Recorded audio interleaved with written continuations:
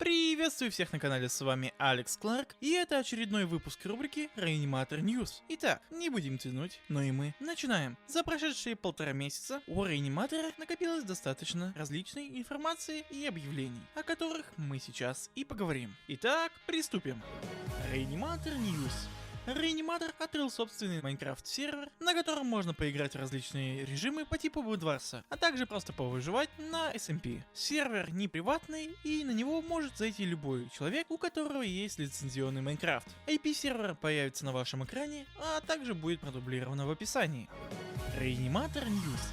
На вышеупомянутом сервере Реаниматор и его помощники, в частности TG Lord, провели турнир, который был посвящен юбилею канала Реаниматора. Он был завершен, и победителями стала команда Агония. Честно говоря, я впервые вижу этих игроков, но факт остается фактом, они победили и удостоились чести попасть в сериал Реаниматора. Ну, во всяком случае, судя по тому, что писал Рейн, персонажи со скинами победителей могут появиться в различных локациях. Так, двое победителей с этими никнеймами отправятся в Незербен в лице наемных охотников, один из победителей отправится в Frostborn, а последний на какой-то пляж, о котором нам ничего не известно. И в принципе по поводу турнира больше сказать нечего, поэтому двигаемся дальше.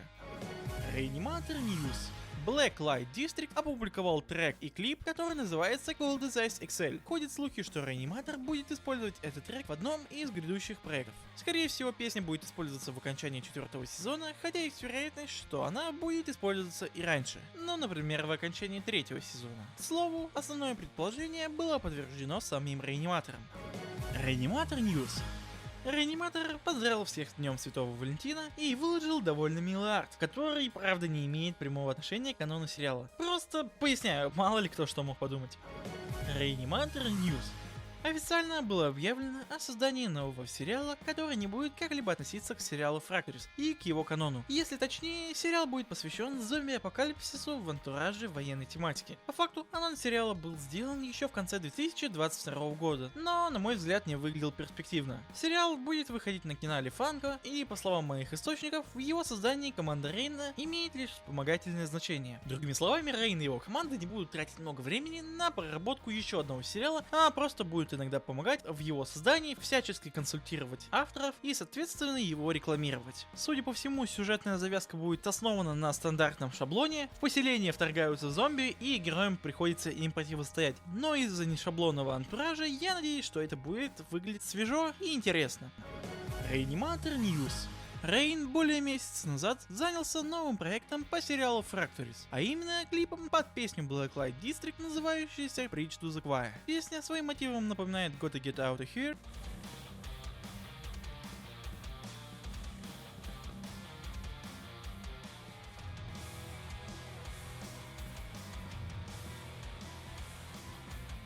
Но это не значит, что сам клип будет напоминать вышеупомянутый клип. Так вот, выпуск клипа Bridge to the Choir планировался на март 2023 года. А поскольку сейчас уже март, он должен вот-вот выйти, поэтому ждем. Реаниматор News. Тем временем, Рейн успел взять себе небольшой отпуск и попутешествовать по миру. Если точнее, он отправился в Японию, где довольно весело провел свое время, но уже вернулся домой на Филиппины и продолжил заниматься клипом, чтобы поскорее его выпустить. Тут нужна небольшая вставочка. Дело в том, что Рейн перенес релиз клипа на следующий месяц, и получается, что клип выйдет в апреле. Реаниматор News. А теперь переходим к новостям по клипу Bridge to the Choir. Судя по всему, главными героями событий клипа окажутся укротитель дракона Рейн, чародейка Ковина ведьм Стелла и оккультный доктор Ностра. Если верить синопсису, эта троица направляется в древний подземный город в поисках одного из пропавших эндер-кристаллов. Скорее всего, этот эндер-кристалл является тем самым эндер-кристаллом, который был найден на территории болот. Во всяком случае, это подтверждают два факта. Первый факт заключается в том, что в клипе Back into Darkness главные герои изучали карту Overworld, на которой были указаны две точки, в которых предположительно могут находиться эндер-кристаллы. Одну точку крестоносцы уже посетили в клипе Already Die, а до второй еще не дошли. Следовательно, второй точкой является как раз таки болото. И вторым доказующим фактом является то, что главные герои разбили лагерь на болотах прямиком с замком Ланса, который находится позади Ностры, рассказывающий интересную историю. В данном случае она рассказывает слухи, которые, по-видимому, этим узнала у местного населения. А слухи гласят о том, что болото патрулирует некий полудракон-получеловек, являющийся пешкой некоего эндерского мага. Ну и судя по описанию, она говорит о том самом дракона-человеке, который был показан в клипе Poison и в его концовке. Нам точно неизвестно, находится ли вышеупомянутый дракона-человек под контролем Ланса, или же он обрел собственную волю. Но на мой взгляд, пока что это не так важно, хотя я склонен считать, что он до сих пор находится под контролем Ланса. Так вот, есть небольшая вероятность, что дракона-человек сыграет в грядущем клипе немаловажную роль. Ну то есть, герои будут спускаться глубоко в шахты, вход в которые расположен неподалеку от болот. В шахтах и в глубоких пещерах они наткнутся на какого-то врага. Как вариант, это могут быть вардены, и возможно дракона-человек поможет главным героям их остановить, ну или во всяком случае сдержать, хотя это очень маловероятно. Потому что предпосылок на это нет ровным счетом никаких. А вот на что есть предпосылки, так это на то, что в данной вселенной Overworld является более обширной территорией, чем просто какой-то остров. Ну то есть, в одной из приписок Ностра рассказывает о том, что глубоко под Overworldом находятся огромные пещерные системы, некоторые из которых, по слухам, достаточно велики, чтобы проложить мост через неизведанные континенты. Также она говорит о том, что многие отважились войти в эти пещеры, но лишь немногие вернулись живыми с рассказами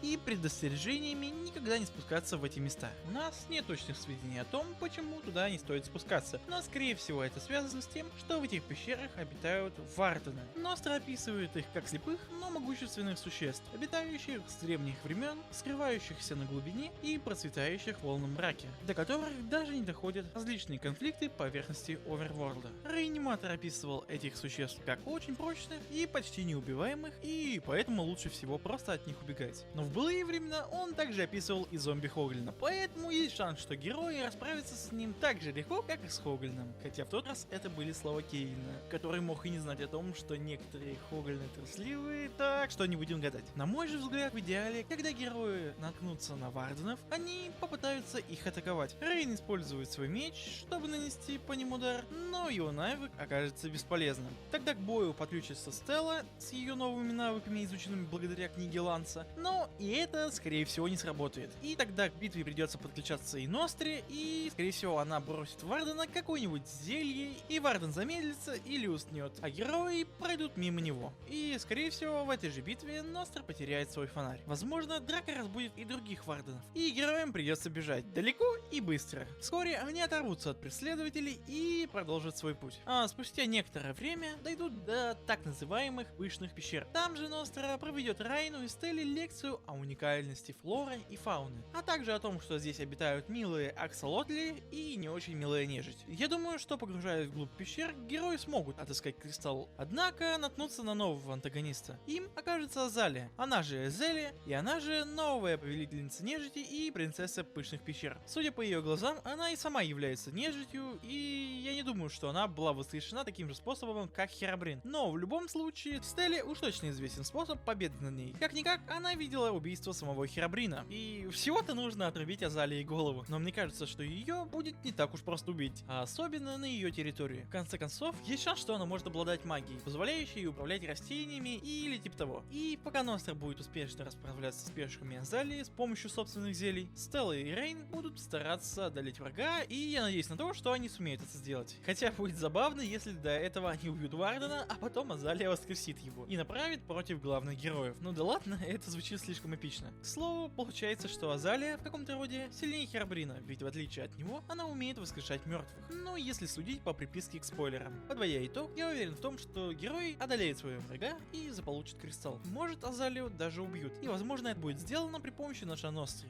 Было бы иронично. Я сомневаюсь, что у них получится договориться с Азалией мирно и заключить альянс. Поэтому все идет к ее смерти. А вот что не идет к смерти, так это всяческие намеки реаниматора на то, что Абигейл может вернуться к жизни благодаря Заркусу и что она может выплыть по лаве прямиком в пышные пещеры. И да, я понимаю, что это все скорее всего шутка, но не упомянуть об этом я не мог. Но вернемся к основному сюжету. Возможно, что под конец клипа герои отправятся в Незербейн, чтобы передохнуть. В конце концов, это самая ближайшая населенная локация к тому месту, где будут происходить события клипа. Там же они могут повстречать Кейна и офигеть с того, что они лишились одного из кристаллов. Ну и как минимум у двух персонажей из этой троицы должно бомбануть. Кто это будет, решайте сами. Реаниматор Ньюс. Реаниматор сделал заявление, что после релиза клипа Bridge to the Choir он займется ремастерингом некоторых старых эпизодов своего сериала. Так, под ремастеринг могут попасть эпизоды The Struggle, Cold as Ice и Via the Danger. Это связано с тем, что Рейн хочет проверить слухи, которые гласят о том, что его аудитория желает возвращения к истокам сериала, поскольку неоднократно спрашивала о том, планируется ли создание ремастеринга в будущем. Реаниматор News. Реаниматор запустил линейку шортсов на своем канале. Он объяснил это тем, что таким образом он сможет дать ответы на некоторые интересующие зрителя вопросы. К примеру, в одном из них он дал ответ на вопрос касательно того, чем питаются фростборнцы. И само собой не обошлось без юмора. Реаниматор News. А на этом все. Новости, к сожалению, закончились, и поэтому данный выпуск также заканчивается. С вами был Алекс Кларк. Всем удачи, всем пока, до новых встреч. Увидимся когда-нибудь завтра. Пока!